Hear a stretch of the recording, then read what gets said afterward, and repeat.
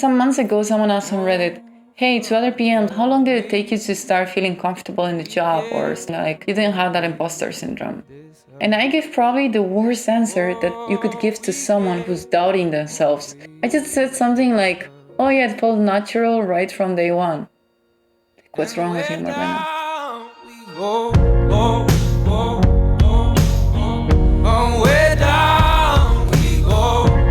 I kind of remembered about that moment this week because of a story I'm gonna tell you in a bit. But looking back now, that response feels dismissive, even arrogant to someone who's already going through something, is who's deciding to post, with real doubt about whether they belong in product management, probably even questioning whether they should stay in it. So let me explain what I really meant, because my story isn't about being naturally confident. It's about stumbling into one situation where imposter syndrome couldn't take hold. Here's what actually happened when I became a PM. I fell into it completely by accident. I was an accidental PM. The company was desperate. The only UX designer had just resigned. Tech was being done like in the old days when dinosaurs were still alive. No one was thinking about the users. Everyone was sure that something needed to change. They basically looked around and said, hey, this cannot keep going on like this. You talk tech. Can you do this? Can you make this a little bit better? And I said, I wasn't trying to break into product. I had zero expectations about what I was supposed to do, about who I was supposed to be, and what good performance even looked like. There was literally nowhere to go but up. The level was below ground level. And that's why I didn't get imposter syndrome. Not because I was more qualified, but because I was starting from absolute zero. And there was no way to do things the wrong way, because there was no standard for what it was to do them right. It's almost as if I had everyone's blessings, #hope, to figure it out as I went. If you're watching this and thinking, okay, great, so I just need to accidentally fall into product management, how do you do that? It's not about that. I get why that sounds frustrating. Most people don't have the luxury of zero expectations. You're probably dealing with interview processes that feel like you don't belong and you're trying to get into a cult. Job descriptions that require skills that not even the existing employees of that company have. Teams that expect you to be the most knowledgeable person about topics that you haven't even looked at yet. And the pressure of everyone thinking that you're the product expert. No wonder you feel like an imposter. The system sets you up to feel that way. Add to it all of these new ingredients, new tech coming up, new ways of doing things, AI, whatever thing you can think of. How can you keep up? Like, how can you give answers about those technologies that barely anyone on the market has ever heard of? It's nearly impossible. And then you need to look like you're not freaking out through that whole process. Just picture that. But here's what I learned about my accidental product management start that applies to it even when you do have expectations. There are as many product manager types as there are product managers.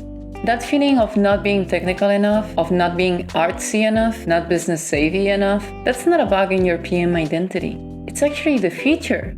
If you felt like you belonged perfectly in engineering, wouldn't you be an engineer? If you were all about the business side, most probably you would be either in strategy and sales or a CEO of the company. The reason why you're drawn to product is because you can sit at the intersection of many of those disciplines that you don't master. This week I was talking to some recently met people and some of the interests we had in common. And the topic of math came up. When I mentioned I loved math as a kid, I even brought up that my teachers used to try to sign me up for math contests. I shared how I never fully enjoyed it because of my imposter syndrome. That familiar voice saying, do you even deserve to share that? Here's the thing, I was actually good at math. Whenever I'd rank high in school, I was always thinking, the teacher made a mistake. They mixed up my name with someone else's. This happened repeatedly. Different schools, different teachers, even different subjects. However, the reaction was the same every single time. On top of that, growing up as an immigrant in Spain didn't make things easier. I was constantly feeling out of place, like I didn't deserve a seat on the table. Even the time I decided to take a chance on those math contests, I just sat there, staring, looking at everyone work without being able to do anything myself. I just froze.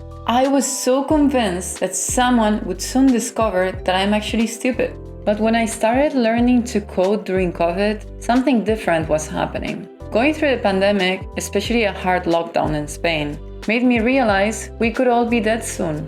After watching family needing surgery with hospitals closed, death felt close in ways I hadn't experienced before.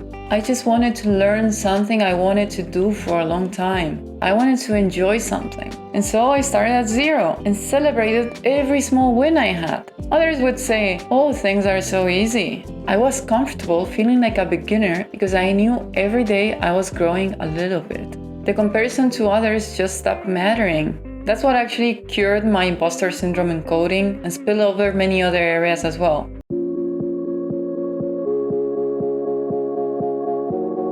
You cannot recreate my zero expectations environment. However, you can recreate the mindset.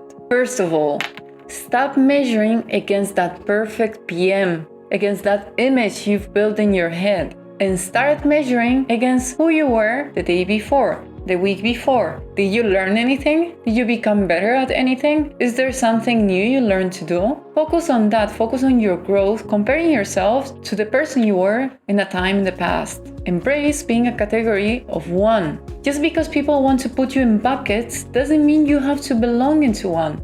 There are as many product manager types as there are product managers. That feeling of not fitting in neatly into engineering, into design, into business, that's not evidence that you don't belong. That's evidence that you're doing the job right. Remember why PMs exist in the first place. Companies don't need PMs because they need someone who can be the best engineer, the best designer, and the best business person. They need someone who can understand just enough about each of those disciplines to connect them and ask the right questions.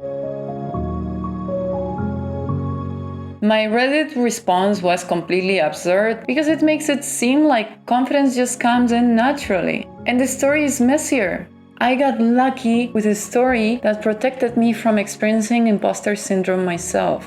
And then I learned to recreate that protection in other areas of my life. If you're dealing with imposter syndrome as a PM, it's not because you're not qualified. It's because the role is inherently uncomfortable. You're supposed to be the expert on things that no one understands, the leader without direct authority, and the decision maker with incomplete information. That discomfort you feel, it's not a feeling that you don't belong. It's proof that you understand the complexity and the responsibility that the job requires. And next time you hear that little voice saying, hey, you don't fit in here, shut it down like psh. Remember, nobody feels like they truly belong in product management. In reality, I think no one feels like they truly belong anywhere. We just learn to fit in and somehow that feels like belonging. And in the case of PM, that's not a personal failure. That's just a job description. What's your experience with this? Have you experienced imposter syndrome? Have you found ways to give yourself this zero expectations mindset, even in moments when you have a lot of stress or pressure? Let me know in the comments. And if you're the person who asked that question on Reddit, sorry for the lousy first answer. Hopefully this one makes a little bit more sense. Thanks a lot for watching and have a great day.